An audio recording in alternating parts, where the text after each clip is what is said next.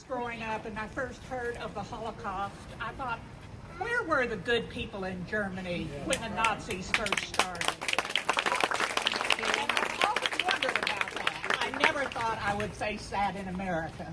Hi, I'm Ben Felder with the Oklahoman, and tonight, Sunday night, hundreds of Oklahomans gathered here at the state capitol for a vigil and rally in response to the protest and violence that occurred in Charlottesville, Virginia over the weekend.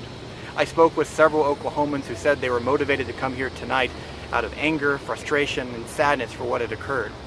I talked with Stephen Whitmore, a 27-year-old from Shawnee, Oklahoma, who told me that as a white man, he said it was especially important for him to come out and express his condemnation of white supremacy and racism.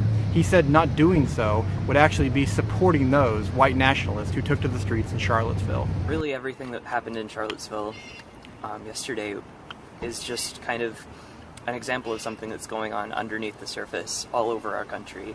We have these white supremacist, racist sentiments that are built into a lot of our institutions that protect people who even explicitly hold those views and then actually retaliates against people who try and fight back against them. So because so many institutions in our country were founded by people who were either racist themselves or participated in white supremacist systems, the status quo as it is violent against non-white people. And as a white person, if I don't stand up and point those things out and stand alongside my non-white brothers and sisters when they are being attacked and slandered, then I may as well be driving the car. I may as well be the person acting violently against them.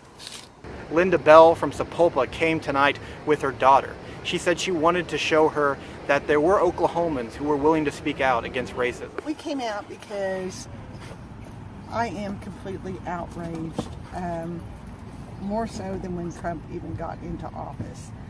I am horrified that my daughter has had to see the events transpiring in this country that we thought that we were well beyond. Trump has awoken this sleeping giant, and it's always been there, but he has tapped into the bowels of the earth, and it's surfacing, and someone has to stand up and say, stop it. And like her sign says, I told her, we're going to fix this. We will fix this. And love will prevail. It's going to take some time, and plus she's learning about her Constitution and how to stand up for her own rights. And she spoke at the Women's March, not the Women's March, it was the first rally against hate, I guess, out here. And then we marched in the Women's March, and now we're back again, and we're not giving up. Christopher and Tammy Lambert, who live here in Oklahoma City, are originally from Virginia. They came tonight wearing Virginia Tech apparel to show support for their home state, and said that they were just stunned and saddened as they watched the coverage out of Charlottesville and recognized many of the scenes from the protests that occurred. I just can't believe that somebody would just do that, would drive into people, would come all the way from another state just to do something.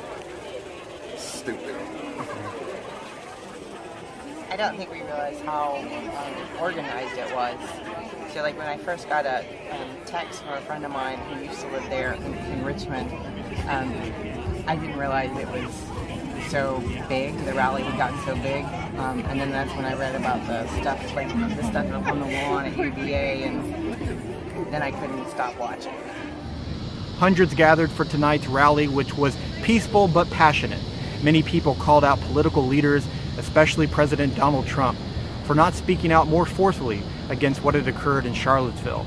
Many said that while they were upset and angry, they said that tonight's rally helped show that there were many Oklahomans who were willing to stand up and speak out against racism. For more coverage, check newsok.com and the Oklahomans.